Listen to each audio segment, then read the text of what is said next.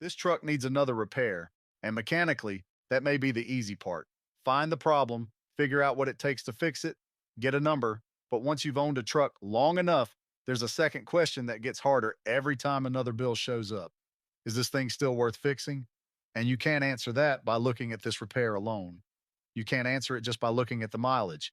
You can't answer it just by looking at what the truck is worth either.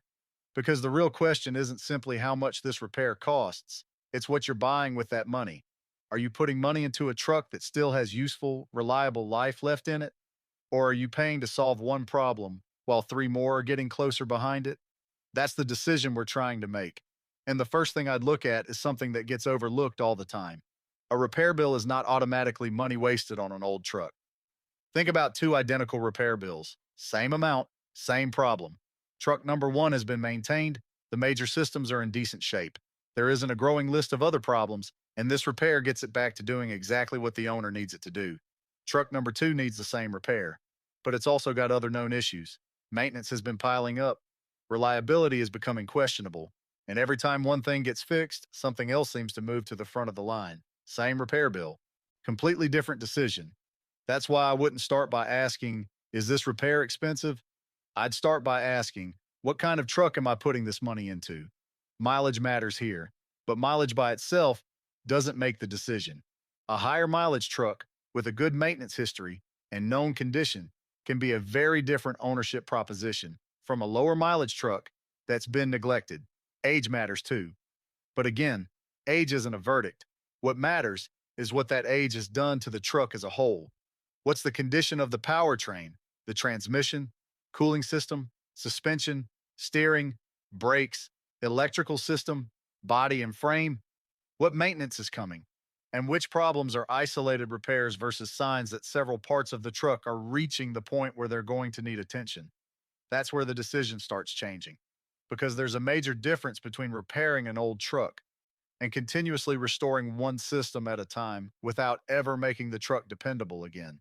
And that's where the repair history becomes useful.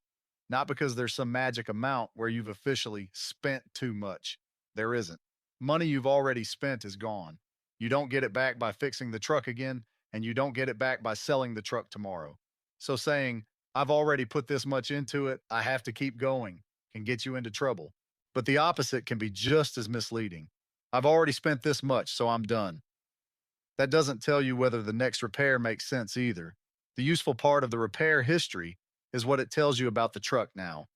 If the money you've spent recently went toward major maintenance and known wear items, and the result is a truck that's now in pretty solid shape, that's one situation. If the money is revealing a pattern where one failure is being followed by another, and the list of unresolved problems keeps growing, that's another. The dollars may look similar on paper. What those dollars tell you about the future can be completely different. And that brings us back to the question we started with. What are you buying with the next repair? Because you're not really buying a part. You're buying more service from the truck.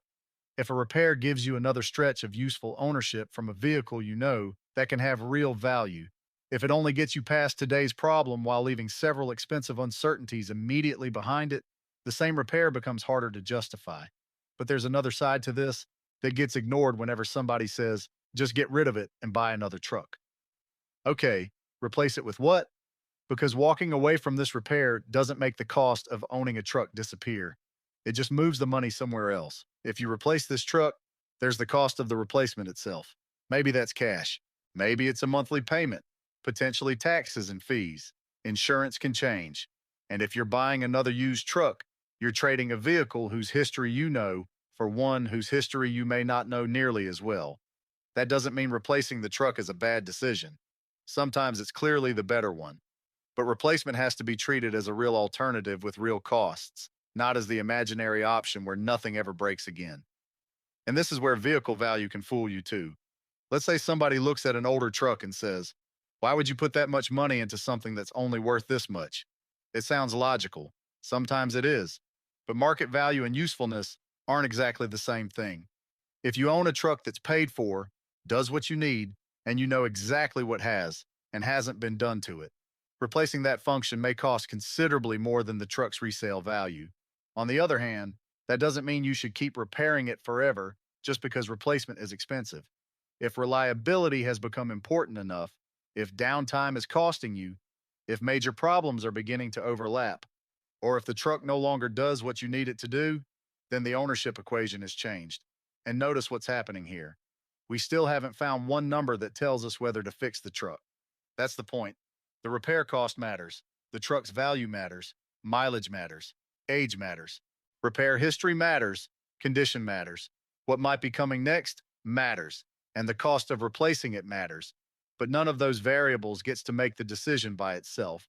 They change the decision together. So here's how I'd actually think through this truck. First, if we make this repair, what important problems remain? Not cosmetic annoyances.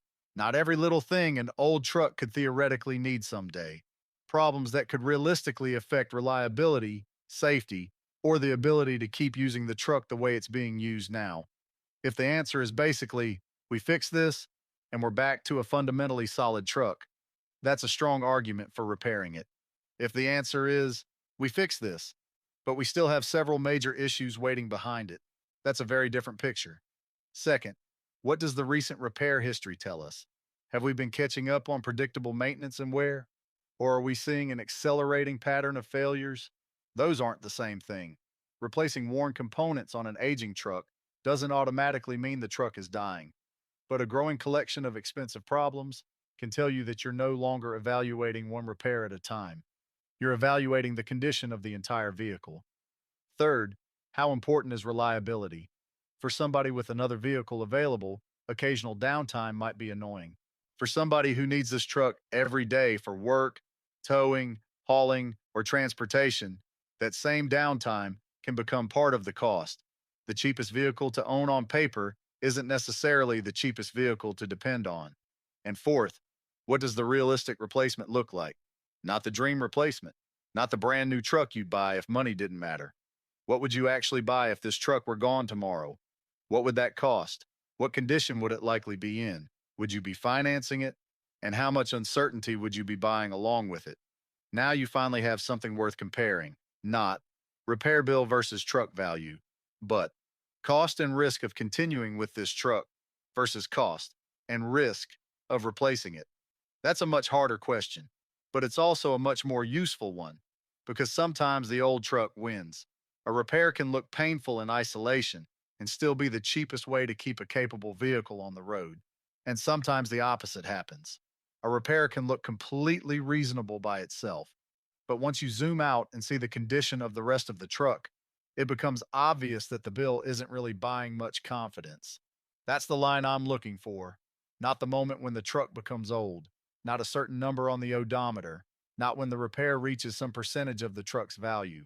The moment when the money you're putting in stops buying enough useful, dependable ownership compared with the realistic alternative.